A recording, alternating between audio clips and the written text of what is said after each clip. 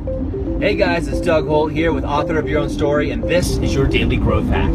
So here I am out on a 5-day exhibition with my family. We decided to get out of Dodge and go explore the wilderness of Eastern Oregon, and we're having a great time. So what I've asked the team to do is put together a mashup of some of the best listener requests that we've had for Author of Your Own Story with the over 100 daily growth hacks we have. So I hope you enjoy over these next couple days. We're going to revisit these older daily growth hacks so you can go ahead and go back. If you haven't heard them, go back and do the work and get a chance to actually listen to them. And remember, go back and listen to the whole library while it's still available. Now, if you have heard these before, don't worry.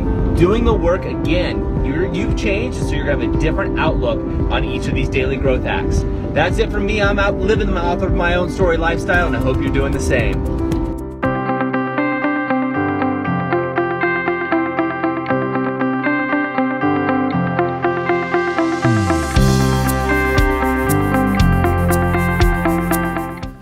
Hey guys, What's up, G? wanna go to Chachki's? Get some coffee? It's a little early. I gotta get out of here. I think I'm gonna lose it. Uh-oh. Sounds like somebody's got a case of the Mondays.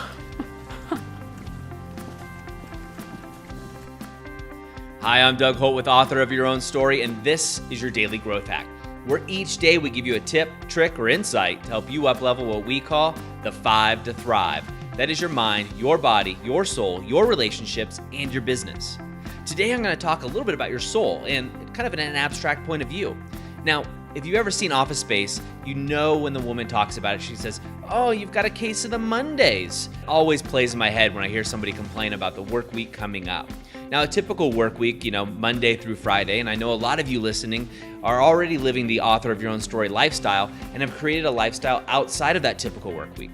But I also see on social media, as well as talking to friends, that they talk about, oh man, the weekend is over. Yeah, and they're so bummed. And they're bummed because they're going back to work, and they're actually depressed.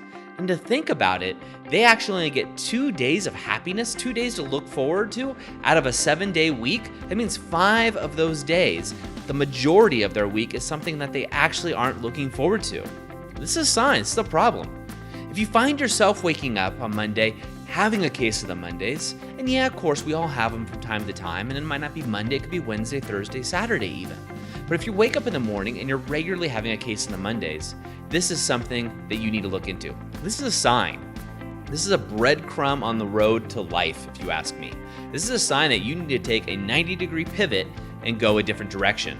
This is a sign that you need to step up and truly be the author of your own story. Because if you're having a case in the Mondays, I can tell you right now, you aren't being the author of your own story. Now, I'm not here to put you down. What I'm here to do is just put a mirror in front of you as a reflection and let you know, hey, look, if you're not doing what you love, you should be doing something different. Perfect example is Billy, who edits these videos for us, an amazing man. He took a 90-degree pivot. He wasn't happy at his job and really wanted to do video editing.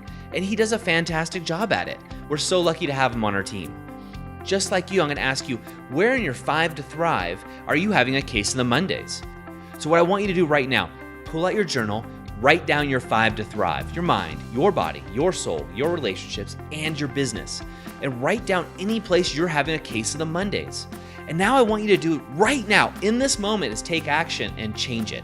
Do one small thing to make that 90-degree turn and make that change. If it's your body, reach out to somebody else. Maybe you don't like working out in the way you're doing it. Do yoga, do Pilates, try something else, run, get together with friends, play sports, whatever it is for you. Maybe it's your job. Maybe you just hate the place you work. Well, then I want you to do is find 5 reasons you're grateful for that place. Find 5 things you love about it and focus on those 5. And during that time, look for a pivot. Look for a different alternative for yourself. Maybe it's your paradigm, or maybe it is the place you work. I don't know. But write down those 5 to Thrive. That's where it all starts. Today, I'm going to talk about box breathing. Now, I first learned about box breathing from Mark Divine, a fantastic author, founder of SEALFIT, a former Navy SEAL, and also just a great inspiration. I currently use box breathing with my clients as well as in my daily practice. So before I get into how to use box breathing, let me talk about some of the benefits and some of the ways that I utilize it currently that I think might benefit you. Box breathing really allows you to really kind of slow down, center yourself, and really apply some focus. I'll use it in the car while driving, as a way of just getting myself centered, calming myself down from the hectic day-to-day life that sometimes occurs. I'll also use box breathing just as a walking therapy or a walking meditation. Oftentimes with clients, I'll use box breathing at the beginning of a session just to really get them calm, centered, and focused. And as well, most of my clients, in fact all of them, are business owners, and so oftentimes they get really stressed or really busy, as business owners tend to do. Box breathing allows them to calm themselves down, get centered, especially before going home, where they have to check in with their family relationships and check business to the side. Now, what is box breathing? So what I want you to do is picture a box. Now, a box is going to have 4 sides, and we're going to use all 4 of those sides with 4-second counts. So first, what you're going to do is inhale, doing a belly deep diaphragm inhale through the nose at a 4-second count. And then once you finish that, you're going to hold for 4 seconds. Slowly open your mouth and let the air naturally come out from your pursed lips. Now, once you've actually exhaled all your air after the 4 seconds, go ahead and hold for another 4 seconds before repeating the process by inhaling through your nose once again. So again, that's 4-second inhale through the nose, followed by a 4-second hold, a 4-second gentle exhale through the lips, followed again by a 4-second hold. All right, so we're gonna inhale for 4, 3, 2, 1, hold. 4, 3, 2, 1. Gently exhale. 4, 3, 2, 1. Hold. 4, 3, 2, 1. And repeat the process from there. So what do I mean? Stop lying to yourself. When I say that, what I'm talking about are all the lies that we tell ourselves on a daily basis. These are lies that come from previous stories about our past. These stories become records playing in our head over and over again on some kind of crazy loop. Now, what these stories do is they disempower us. Now, these stories are things that we've made up based on past experiences or things people have told us or things that have happened. Some of the common ones I hear from people are, well, I don't have enough money to start my own company. Or I don't have enough money to do X, Y, and Z. Or I'm not good looking enough for him or her. Or I'm too fat to do this, that, or the other. Or I'm not athletic enough. Or I don't have time to do X, Y, and Z. I hear this all the time. And I've got my own records playing in my own head. Now, this is obviously an analogy, but these are things that we're constantly telling ourselves. These are disempowering stories. You can't allow these disempowering stories to occur. But you can't lie to yourself either. You can't pretend like they don't exist. That's the key. The key is recognizing that you have disempowering beliefs or disempowering stories, recognizing them, and then changing the script. Flip the script on these things. Now, what I want you to do is write every disempowering story you've told yourself or tell yourself currently, and leave a space. Leave 3 to 5 lines, and then write out the next one. Whatever your stories are. There's all kinds of stories that are out there, and everybody's is unique. Of course, there's some common ones. But I want you to write them all out. Take time to make an extensive list. You're gonna leave 3 to 5 lines between them. You've got your extensive list, and if you're just the average person, you should have probably 5 to 7 pages here. 5 to 7 good pages of disempowering stories that you tell yourself. Now, if you don't know them, ask a good friend, because these are things that you repeat unconsciously on a regular basis. Once you've written these down, then I want you to go back to them and say, hey, what's the truth? What's the real reality of this? For me, one that came up 6 months ago, my wife pointed out, is I was always saying, I'm tired. I'm always tired. And that was a story I had told myself. And when I eliminated that phrase from my vocabulary, suddenly my energy increased. These are all kinds of opportunities you can create within this lie that you've created to flip the script. As you're out becoming the author of your own story, you really need to give yourself permission to fail and permission not to succeed. Now, of course, you want to succeed and you should be striving for that, but you need to give yourself permission to fail. Because if you don't, you won't jump. You won't jump forward. You won't take that great leap or even that first step that's necessary to become the author of your own story. Now, almost all the clients I've worked with when I'm coaching them, they all have this fear. It's a fear to actually take that leap, to take that jump, because what if I fail? What if I don't succeed? What are people gonna think of me? What are people gonna say? Am I ever gonna be able to show my face in this group or with my friends or my family again? Or am I gonna lose I'm gonna lose my house? Am I gonna lose my money? Now, I'm talking about calculated risks. And I mean all of the successful people that I know and have coached and have worked with, all are amazing risk takers.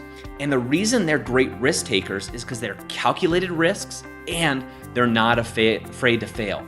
But when they fail forward. And what I mean by failing forward is as soon as they fall down, they learn the lesson and they get up right away, dust themselves off quickly, and move forward. They're not afraid to jump in the deep end to test the waters, but knowing that they can grab onto a life raft or a vest or whatever it is to get back to shore. And as soon as they jump in, they know that they're learning something each and every time. They're growing. So growth happens outside of your comfort zone, and you have to be okay with failing. One of the stories I loved comes about a baby. If you have a baby and they get up and they try to walk and they fall down, which all babies do you say, hey, you know what, you failed, that's it, we're not gonna do that anymore, I'm sorry, you're gonna be crawling the rest of your life? Of course not. The baby falls and you cheer them and they get back up and try again and they fall, and this happens for a long time until they're actually able to successfully walk. But most people can actually walk. If you're given that ability and that grace to have two strong legs, you can walk. It's not that somebody said, hey, you were crawling and you got up and you fell and therefore you got to stay down there. No, it doesn't happen. It just doesn't happen. And you need to give yourself, you, the author of your own story, give yourself the grace to fail. Give yourself grace for failure. Now, when you think about it, every day we make things mean something. So listening to this daily growth hack or watching this on video, you're associating a meaning not only to what I'm saying, but a meaning to you and to how you're interacting with this audio, video, or what's coming out. What does it mean to you? And that meaning equals emotion. It triggers some kind of emotional response within you. So for example, if what I'm saying excites you, you get excited, you get the emotion of excitement, hope, probably enthusiasm, and that brings energy inside of you. It not only brings energy inside of you, but also radiates out. Like you can see if somebody's excited about something and it's contagious, right? So that emotion is part of life, right? So you can also say that the emotion is that what brings somebody a truly magnificent life. And not just an ordinary life where you're humdrum going through your days. It's actually the emotion that brings the character, the good stuff to life. It's love, it's passion, it's energy, it's excitement, it's hope. It's really getting in there. And also it's the sadness. Unfortunately, you have to see the valleys and go through the valleys to actually recognize the mountains. If you're always happy, they call that crazy, right? No one ever is always happy. Now, but you can control things to a certain degree, and it's the way you associate the meanings to those things that controls the emotion. So, for example, the other day I was hoping to get an email from a client, and the client did not email me. Now, I had an option there. I got frustrated, upset, and then I started saying, well, what does this mean? Is the client mad at me? Are they upset? Did they not like the service that I was providing? And it was very easy for me to get frantic, anxious, and maybe even depressed and scared, right? But I didn't associate that meaning. The meaning I took from that is, hey, the client didn't get back to me, and therefore I got tons of space and time to do everything else that I wanted to do. Everything else that was in my journal that I planned on doing that day. And I got excited about it. And I flipped it around. Turns out the client had an emergency. They actually had a tragedy in their own lives that they had to take care of in order to get back to me. Everything worked out fine. Now, if I would have associated that meaning, so the meaning that of despair, the client isn't getting back to me because they don't like me, they don't like the work, they're not happy, whatever it is, that would spill over to my whole day. I would start panicking, maybe even trying to contact them, trying to figure out what's going on, talking to my team, and like, hey, pick up the phone. Hey, what happened? Did something go wrong? Did you hear back from them? And going back and forth and then being stressed out. So I could have gone with that story in the back of my head and just really been worried about it, consumed, which also means I wouldn't be present with anybody I interacted with. Instead, I made it mean nothing. I made it mean they didn't email me. That's just a fact, okay? Whatever. And I moved on. I decided to not create a story about that. And then I got excited about the free space that I now had to work on other projects and things that I wanted to work on. And I did. And I took that excitement, I took that energy, and I applied it throughout my businesses. I also was able to hang out with my wife and child, be fully present and happy and joyful about it. And that's what life is about.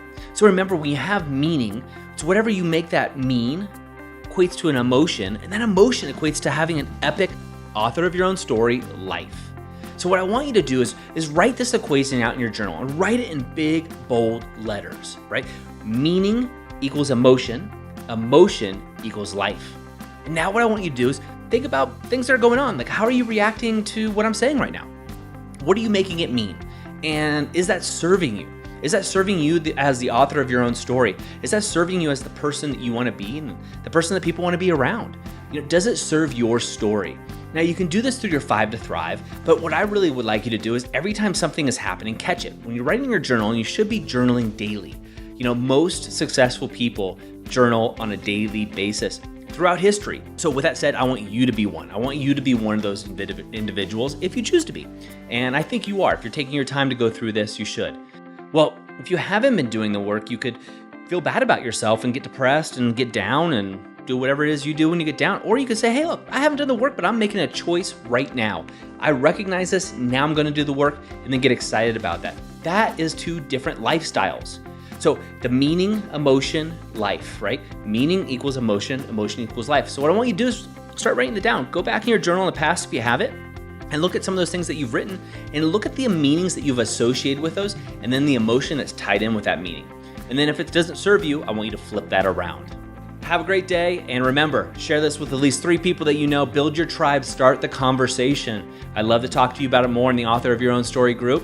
And that's it for today. Have a great day, and remember, go out and be the author of your own story. I hope you enjoyed today's Daily Growth Hacks. Please put your comments right down below, and remember to click subscribe. This way we can ensure that we're delivering these daily growth hacks right to you each and every day. On behalf of the whole team here, remember, go out and be the author of your own story.